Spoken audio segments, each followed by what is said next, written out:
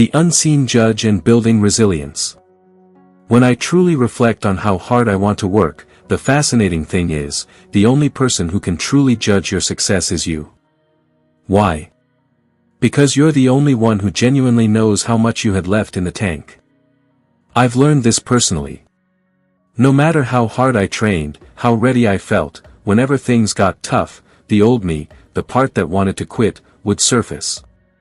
So, over time, I realized I had to build a stronger version of myself. And in that challenging process, that's where true growth happened. When you half-ass something, you're left with an unsettling uncertainty. Did you truly fail or succeed? Did you get what you wanted or not? There's an incredible power in looking in the mirror and saying, I didn't half-ass it. I went all the way. I found out, and that ain't for me. Or, I found out, and damn right, that is for me. That's a phenomenal place to reach. Do not settle. Do not ever believe that where you are, what you see right now, is all you will ever have. There is always more. But understand this crucial insight from Global Insights and Wisdom: change doesn't always come to you. It comes from you. Rebuilding and unleashing potential. Not everyone will believe in you. There will be times when you feel absolutely shattered, broken into a million pieces, convinced you can't put your life back together, that you can't get back on track. But Global Insights and Wisdom is here to tell you, get that negative noise out of your ears and truly listen. You absolutely can put your life back together again. You possess the faith. You possess the strength. You possess the knowledge. You possess the ability. Now, go to work and do your business. And to anyone listening to this message from Global Insights and Wisdom, I simply want to ask, why not you? Why can't you be the person who changes everything? The innovator, the trailblazer, the disruptor, the one who makes the resolute decision. I will not be the weakest link in the chain of a dynasty. How much time do you truly think you have left? Don't live your life as if you're going to go on forever. You don't have to start over from scratch. Start up today. I'm here to tell you that once you truly get started, you cannot stop until you get there. When you commit and get in that boat, you've made a pact. It doesn't matter if the gale comes, if the winds and waves rise, if the storm hits. Just keep rowing. Are you willing to see it, dream it, count up the cost, and then pay the price? Most of us, unfortunately, aren't willing to pay that price. Complexity of being human and the cost of everything. At Global Insights and Wisdom, we often reflect on the beautiful complexity of human beings. You can be two seemingly contradictory things at once. You can feel jealous of someone, and at the very same time, allow that feeling to inspire you. You can be afraid, which is a very real emotion, and still find the willpower or the discipline to push yourself forward. Human beings are incredibly complex. And when you begin to understand that you're not just one thing, it liberates you. It gives you the freedom to ride the waves of feelings, to navigate the waves of experience. You can go down into a dark place, thinking, oh, this is a terrible thing, and know with certainty that you will emerge on the other side of it. Every single good thing that happens in our lives, truly, everything comes at a cost. Nothing is given for free. Someone with an incredible career might sacrifice a close relationship with their kids. Everything has its price. But simultaneously, everything we struggle with carries an inherent opportunity and a profound lesson. It's always about balance. And when something horrible happens in someone's life, or something goes sideways, at Global Insights and Wisdom, we always encourage you to ask, but what did you learn? Life is about the pain of being alive. When you grasp this fundamental truth, it becomes incredibly helpful. When I find myself struggling, disappointed, wishing for a different outcome, I come back to that realization, oh, but that's what life's all about. So then, what do I do now? You breathe it. You experience it. And then, you move on. You heal in the doing. You've got to learn to be more resilient about these things, because that is life. It's not a bed of roses. Life is tough. And there's always a part of you, when you're struggling, that questions, is this really for me? Is this my destiny? Should I be doing this? And we often misread failure, seeing it as some kind of sign that we shouldn't be doing it, that we're not cut out for this. Instead, we should be looking for signs that we can win. For years, I literally spent the first 5 years trying to find ways to quit, to escape the struggle. I struggled, and struggled, and struggled. I went broke. I lost a car. My water was turned off. People don't realize there were years and years of grinding, struggling, and worrying in the beginning. And then, I made some fundamental mental changes and shifts that completely altered my life. Again, I truly believe you can win. I'm positive you can win. You just need to start changing your mindset. Mindset, self-discovery and unchosen suffering. Changing your mindset means you need to look at yourself and figure out who you are. What are you good at? What do you like? How are you going to get to the place you want to get to? Success is waiting for you. Winning is waiting for you. Achievement is waiting for you. Because you are a winner. You are focused. You are determined. You are the fighter. One of the hardest, yet greatest, realizations I had was truly coming face to face with myself. I realized that even though I had accomplished extraordinary things, in terms of my own thinking patterns, I was still on the run. I was always darting off to a coffee shop, or an airplane. All this racing around kept me from having to truly stop, stand with the woman in the mirror, be still, and figure out, what do I really want? You are a person. You are human. You are alive. And you matter. You have a long journey ahead of you. You're going to find out that while your past experiences might have shaped you, ultimately, you're going to have to make it on your own. Because this world we live in is tough. It will beat you down. The world and life itself are the ultimate competitors. It will try to take you out. It will find your weakness and it will just hammer you. So, it's time to get back to work. Stop listening to your self-talk. Get off the podcasts. Don't spend too much time on social media. Cut out all the unnecessary noise. Get back to the mental lab, because that's where true knowledge comes from.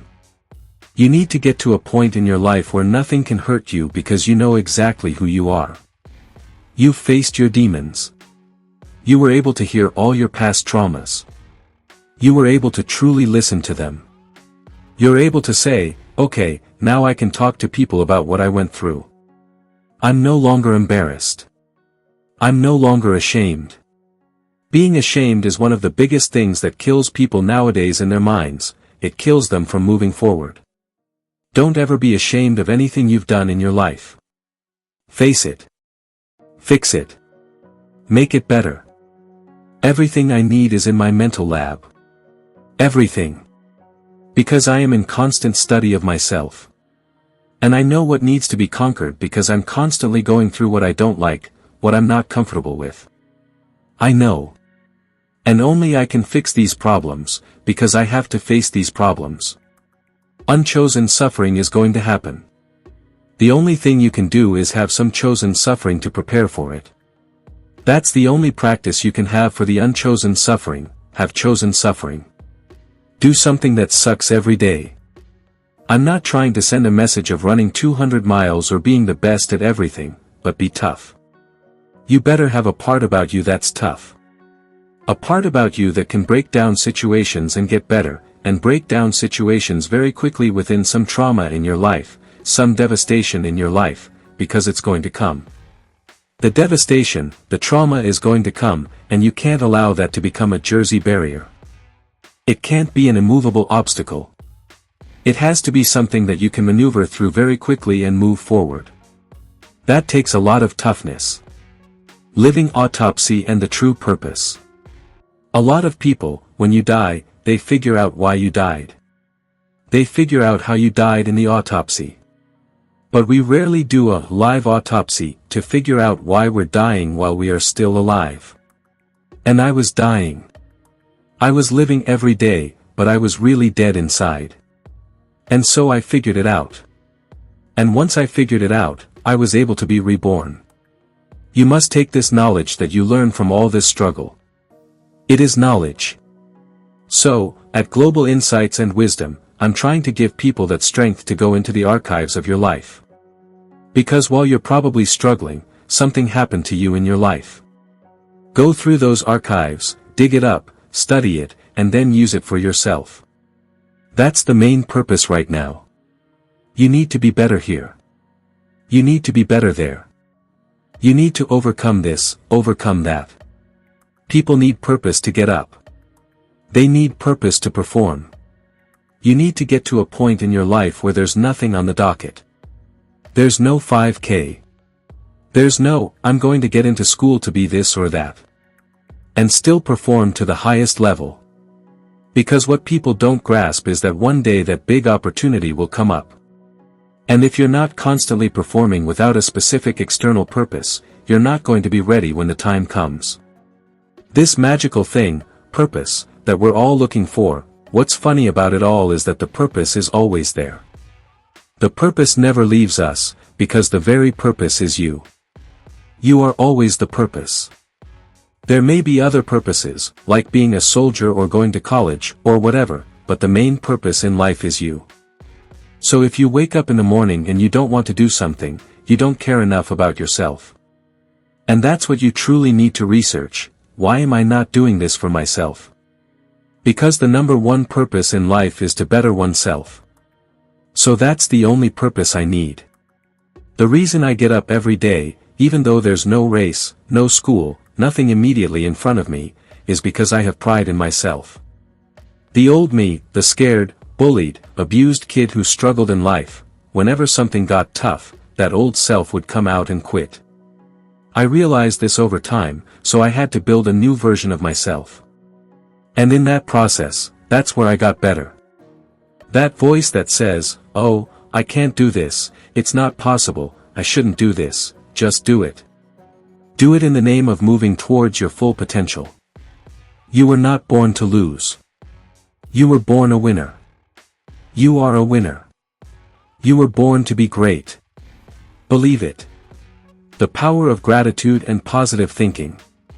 I need you to focus on why you were born in the first place. What are you doing here? There are dreams, and there are goals, and there are things that you were born to achieve and that you were born to do. Get up. Are you listening to me? Get up right now. Get up right now from your misery. Get up right now and start climbing. Get up right now and recognize who you are. Get up right now and climb. This is that Global Insights and Wisdom New Year's energy, to put that battery in your back, to push you to get up and make the necessary changes. Don't tell me you want to go to the next level if you're not willing to roll your sleeves up. Are you going to let life beat you down for another year? Or are you going to get up and say, enough is enough? It's time to listen. It's time to focus. Let's go. It's time. So, no more resolutions. We're about action. We're about following through. As a matter of fact, your motto for this year, and the rest of your life, is, follow through. You've got one life to live. It's time to get it done. Today, on Global Insights and Wisdom, I want to talk about a force so profound, so transformative, that it can change the very fabric of our lives. This force is gratitude. The two emotions that destroy your relationships, your business, your life are fear and anger. Those are two extremes. What's the emotion I want to train? Gratitude. You cannot be grateful and fearful simultaneously. You cannot be angry and grateful simultaneously. So what I do is, I start my day, I make those changes, and I close my eyes or I look out at the water and I think of 3 things that I'm grateful for just a minute each. I find 10 things to be grateful for before my feet hit the ground. And especially if I'm feeling strained and stressed, I go over my gratitude list, because gratitude will reduce stress all day long. In the hustle and bustle of our daily lives, we often overlook the power of simply being thankful. But let me tell you, as we emphasize at Global Insights and Wisdom, gratitude is not just a feeling, it's a way of life. There's nothing you'll ever accomplish that's more remarkable than having a chance to accomplish something. When you're so grateful for the opportunity, you're happy. When we unpack the architecture of a winning mentality, we're dealing with someone that every single day they are beating on their craft and they're closing the gap. They are crystal clear about where they are and where they're looking to go. This is the type of person that's got tunnel vision. They move in the dimension of mindfulness and gratitude. Say thank you for your heart that knows how to mend when it's broken. Show gratitude for your composure that helps you control your emotions. I stand here in my greatness, in my own light. I own my own brilliance. I am bold. I am courageous. I am perfect in my imperfection. This is my time. I'm bright enough. I'm old enough. I'm young enough. I've experienced enough. I'm wise enough. I understand that I am enough. Breathe. Own it. Own it. If you're in a state of gratitude, it makes total sense. Then you will accept, believe, and surrender the thoughts that are equal to that emotional state. And you could actually program your autonomic nervous system to make the pharmacy of chemicals that causes growth and repair to happen in the body. You start feeling gratitude, you start feeling more gratitude. You start feeling love, you start feeling more love. You start feeling kindness, you start feeling care. You start feeling appreciation. You start feeling creative. You start feeling inspired. You practice feeling those emotions and you get that part of yours back into balance. We discover that once energy makes it to the heart, it's going right to the brain. I take 3 minutes, and it's kind of like a blessing or prayer for the people around me, for the people I love. And there's been a lot of studies that have been done on compassion for strangers, and what it does to your brain. And then the last 3 minutes, I call 3 to Thrive, where I focus for a minute each on something I really want to make happen. I give thanks for it as it's done. I see it as done. I experience it as done. I wire my particular activating system. So now I just got to notice anything that relates to that. But it has a joyous feeling to it as well, and I'm done in 10 minutes and I'm ready to rock and roll. At Global Insights and Wisdom, we're trying to get people to practice reframing their perspective. I practice gratitude every day. If I wake up in the morning and nobody I love passed away or came down with a terminal illness, then my day starts off great. But when I wake up today, every single day, I wake up grateful. I wake up happy. I wake up excited. Pause and reflect on what you're grateful for. This simple act can turn darkness into light, struggle into strength. Embrace the power of gratitude and let it be the foundation of your journey. Be grateful for life. Be grateful for your children and your loved ones. Tomorrow's not promised. We all have to fight, because winning is not just an exterior thing. It is very much an interior thing. Winning has everything to do with your mentality. It has everything to do with how you talk, how you walk, how you think, how you overcome conflict, how you navigate a room, how you navigate relationships, how you manage your time, how you manage your money. Winning is not just an end thing. It's not just a crown or a trophy. It is the process. It is not just what I want, it is who I am becoming. Carry the power of gratitude with you. Let it illuminate your path, strengthen your spirit, and deepen your connection. The most important decision of your life is deciding whether you're truly committed to being happy no matter what. Because life is going to throw all kinds of curveballs at all of us. So the greatest gift you could give yourself is, I believe, to make that decision and say, life is too short to suffer. It doesn't matter what happens, you're going to find something to enjoy and appreciate. You find what you're looking for. You want to get sad? Go read all the negative stuff. It's there, unlimited. You want to be happy? Go find all the free content around happiness, self-fulfillment, positivity. It's all there, you find what you're looking for. I'm not an advocate of toxic positivity or rose-colored glasses necessarily, but I do believe that you get to choose the thing that you're going to go looking for. And if you can get up and say, I'm going to go out and find some evidence of a good day, the likelihood of you having one is just higher. That gratitude allows me to have perspective at the end of the day, as opposed to focusing on all the horrible things or the bad stuff. It brings me back to the perspective that my life is amazing. Even if it's horrible, my life is amazing.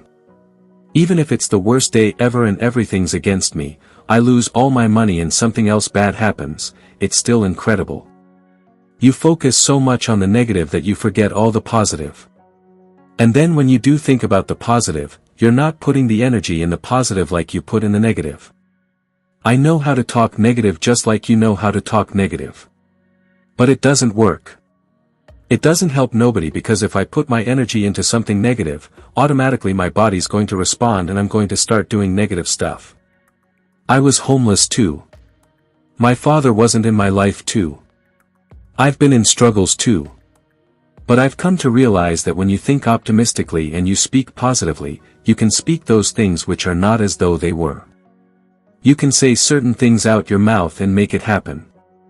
Internal control and the autopsy of life. Positive thinking is not about being delusional. Positive thinking is about learning how to take control of internal processes and understanding that will shape your external environment. But it's about remaining in control of the internal landscape. It's about knowing that despite shifts in the external landscape, you're going to be okay. This wave of betrayal, this wave of fear, this wave of grief, this wave of frustration, this wave of feeling stuck, this wave of feeling hopeless, it's temporary. It will come, and it will go. And when you realize that emotions are temporary, it also gives you perspective to know that something better is coming. One of my mentors had this business card that she used to give out to people, and it said that her greatest regret in life is trading in what she wanted in the bigger picture for what she wanted in that moment. And I always think about my life in that way, is this what I want for the greater good, for my story to be, or am I acting at a place of immediate desire? Am I acting at a place of wanting to change the way that I feel right now, knowing that will hinder me? That's not really what I want. What place am I coming from? Smart people often like the idea of being cynical because it seems like you've considered all of the options. Only somebody that's a naive idiot would believe that things are going to go well. But it fails to recognize that your experience of your life is largely determined by the story that you tell yourself about it. At Global Insights and Wisdom, we believe you can change the way that you think about things. I used to think about things in a narrow bandwidth. My belief system, the assumptions I'd made about life, well, you can get a job and you can work for someone, and after you get a job and you work for 40 years, you get a pension and then you get the pay. I was on a conveyor belt. And suddenly I went, oh, I could believe anything. I could believe that I could do anything. I could believe that I could be the guy on the TV show telling jokes. And you can. What you believe dictates your life. You'll be the barrier. You'll be the thing that stops you. Life itself is what we deem it. That's exactly right. It is what we deem it. And so you have to be relentlessly protective of the information that you take in, the thoughts that occupy your mind, the people that you surround yourself with, because all of those things are influence factors. As a Stoic philosopher once said, when you leave your house and when you come back that night, you come back as a different person. You're never the same person coming back. Well, you're either coming back as a better human, more transcendent, more aware, more connected, or not. So every single day for me, it starts at ground zero. I'm humble, and I'm listening, and my mind is open. This is what I've seen, and this is what I can tell you about. Everything that I look at, I try and look at from a humble perspective. And if you don't do that, it's going to be a problem. Perspective is everything. Hear me loud and clear, how you see this thing is everything. I've limited envy and jealousy, and I've leaned into optimism and gratitude. If you're deeply unhappy, instead of blaming everyone else for it, put in the work to get out of it, because you can. I believe in people. I believe in you. The power of execution and self-belief. How will you see the rest of your day? Because how you see the rest of your day will often determine the way you see the rest of your life. If you're going to do it, do it. Say what you can do. Do what you say. If you can't do it, don't say you can do it. Don't over-leverage yourself. Don't over-leverage a decision and then jump in and kind of dip a toe. I think I'll try it out. No. Think if you're going to try it out beforehand, but when it's time to go, dive. Finish it. Find out. Come out the other side. Don't leave it with, if I just would have. That keeps me up at night. I think it keeps a lot of us up at night when you half-ass something and you just don't know whether you failed or succeeded, got what you want or didn't get what you want. Finding out and looking in the mirror and going, I didn't half-ass it, I went all the way. I found out and that ain't for me. Or, I found out and you damn right that is for me. That's a great place to get to. Part of the challenges in life is a lot of us are running around half-assing ourselves, half-fooling ourselves. Not full of ourselves, not studying ourselves enough, not holding ourselves to task enough, not patting our own self on the back when we do get what we want enough, not cracking our own whip on our backside when we do get out of line, even though we knew better. I wish we were more full of ourselves that way. Someone once said to me, Matthew, you're so full of yourself. And I, without thinking, replied, well, who else am I supposed to be full of? And I stopped and thought, that's exactly what I meant. I went and wrote that down. I wish more people were more full of themselves. I think we should take some time to be able to look in the mirror and own that thing that we pulled off and go, good job. That's what you wanted. It's what you got. At the same time, be able to, as we do more often, look in the mirror when we fail and go, bogey. You want to pull that off. Give others and yourself more credit. Happiness, you can't guarantee it, but there is a science to satisfaction. You can look at habits that engineered less pain in your life. Maybe more pleasure, but at least less pain. And that's a win. It's so much easier to be supportive and gentle of other people than of ourselves. You will happily bestow this sort of gentle, reassuring pat on the shoulder when somebody succeeds or falls short when they tried their best. Yet, given the fact that you tried your best, you give yourself a kick on the way out of the door and a harsh word to follow you. It's because I got myself in the pickle because things didn't go how I wanted it to go or how I believed it could go. Life's the ironic tragedy. Life is pain. I'm the reason that I stepped in, which is also an asset. Even if someone says, why are you giving yourself so much credit for screwing that up? We're going to make mistakes. You've got to own them. Then you've got to make amends. And then you've got to move on. Guilt and regret kills many a person before their time. So turn the page. Get off the ride. You are the author of the book of your life.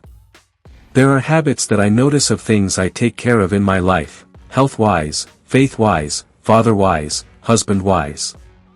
If I'm doing that consistently, there are less valleys. The ironic tragedy is that life has to be lived forward, but only makes sense in reverse. When you look back, we can all connect every single dot. It's mathematical, scientific, how we got to this point. It's all connected if we go back and look at it, and there's a whole lot of, I thought that was the end. Well, it was the end, but it was the beginning of this next thing. What you're leaning into is that mystery going forward. You have something to push off. Well, I don't know what I do want, but I do know I don't want that. You have leverage. It's there. We always say, well, who are you? I want you to figure out who you are. And a part of that, what's helped me, is Bob Dylan's lines like, I don't know what all this talks about who we are, man. We are all just what we create ourselves to be. And that gives me a little, oh, that's relaxing. But it's so much easier to figure out who you're not. Then if you start eliminating the, who I'm not, by sheer mathematics, you end up moving toward more of what feeds you and who you are. And it's a hell of a lot easier thing to go, how can I get rid of some negativity in my life, than it is to go, well, how do I go to my true self? Do I want to press the accelerator more quickly or do I want to take my foot off the brake? Sometimes the hard work, the endurance, the elbow grease, the work harder we were talking about, sometimes hustle is not the way out. Sometimes it's, I need to back up, laugh, have a sip of my favorite whatever, and dance my way through the raindrops out of this storm. Even looking at the things that are bad and going, wow, thank you. Appreciate that. Many of you saw this game. They were down by 20. Down by 20 in Golden State. No, down by 20 away. But before this happened, if anybody's been studying him closely, what happened before this game happened? 77 three-pointers in a row. This player made 77 three-point shots in practice. They were down by 20 points. He came back and won the game. But you might have missed it. Do you see it? He's shooting the three-pointer with his eyes closed. They showed that on SportsCenter. The player's eyes are closed with the three. Boom. Muscle memory. His eyes are closed. What was he thinking about? He was thinking about in practice, 1, in practice, 2, 77. And he starts saying to himself, we're down by 3 points. 3 times 7 is 21. Let me give them the business. 1 defense. 2 defense. Guys, don't worry about it. Just give me the rock. You sure? Remember what I did in practice? Seconds left. He's not even at home. He's away from home. He's got his eyes closed. Boom. With one of the best defenders checking. This kid didn't take his team to the most wins this year because of what he does in the game. This is your year. This is your moment. If not you, who? If not now, when? This is you, baby. Ain't nobody stopping you but you. You are not average. Stop acting like it. You are not average. Why are you being average? You are not average. Why are you being good when you're not good? You are great. You are phenomenal. When are you going to step up to the plate? You won't let a high school dropout, somebody that lived in abandoned buildings, somebody who ate out of trash, outdo you. I could hardly read when I got to college. Are you going to let me outdo you? You're greater than that. And so, I need you to do me a huge favor. I need you to dig deep. If you've got the talent and you can work on the hard work and put them both together, then you give yourself the best chance of becoming a top performer. When you start to build yourself up and start to have real, authentic confidence from hard work, everything else goes away. What's the secret to success? Hard work. Hard work. Hard work. The key with me is just always finding what the anchor is. And the anchor is getting up at 4 o'clock in the morning every day before anybody else and grounding my thought process in the mantra, no one will outwork me. No one. The true secret of success is to accept the truth that the only path is the path of hard work and productivity. You understand that if you struggle now, you stand tall later. You understand that if you suffer now, you smile later. You understand that if you sacrifice now, you will succeed later. When I realized that I can learn through hard work and I can beat the valedictorian in school, but I've put in 10 hours more a day than they do, you know what kind of strength comes from that? When you're sitting down and that person who's so smart, you've studied for an hour, and you know, I caught you. I caught you. And I might be considered dumb, but I have the work ethic to catch you. That's where true champions are invented. How can a champion be a champion without hard work? How can you get that promotion that you know you deserved without hard work? How can you be the best father or mother you can be without hard work? Consistency. Sometimes you beat people not because you're better, you just wear them out. You just wear them down. This is going to be the year where you just wear some team out. How can you get to the next level without hard work? I'm telling you all, you've got to get to the place where you execute, where you get it done. And when you come out, they're just scared because you showed up. When Mike Tyson came out, he didn't even have to fight 80% of his fights. He just came out, and because people knew he could execute, boom, boom, boom, boom. When you get results, when you execute, it's a difference. Don't wait for Sunday. There are 7 days in the week. Someday isn't one of them. What you've been blessed with, the talent, it's been given to you. You just were blessed with it. Now you've got to put in that work. Tired doesn't mean anything. Tired is only in the mind. You tell yourself you're tired, you're going to be tired. I don't get tired. I'm going to beat you. I'm going to let you know I beat you. And I'm going to want you to reconsider your professional life choice. My father, who raised me, his thing was, son, you may not be the best, but leave everything on the floor. You put 120%. I'm just asking you to do 120. Like every day when you come here, 120. You've got to want it so bad. You've got to give all of yourself to get it. You've got to be obsessive. Because I didn't grow up with things being handed to me. I had to work hard. I had to dedicate myself. And I had to be determined. The bottom line is that if you're talking about beating everybody else on the planet to a thing, what you're actually talking about is, what are you prepared to sacrifice? Psychologically, physically, existentially, relationally, socially, in terms of your self-esteem, your confidence, everything. All of that. That pain you feel, that's a pain of success. You must be willing to shoulder that pain to get success. Success is something that's a very lonely path in this world, because few are willing to make that down payment of pain, that future of success, a better life. Very few are.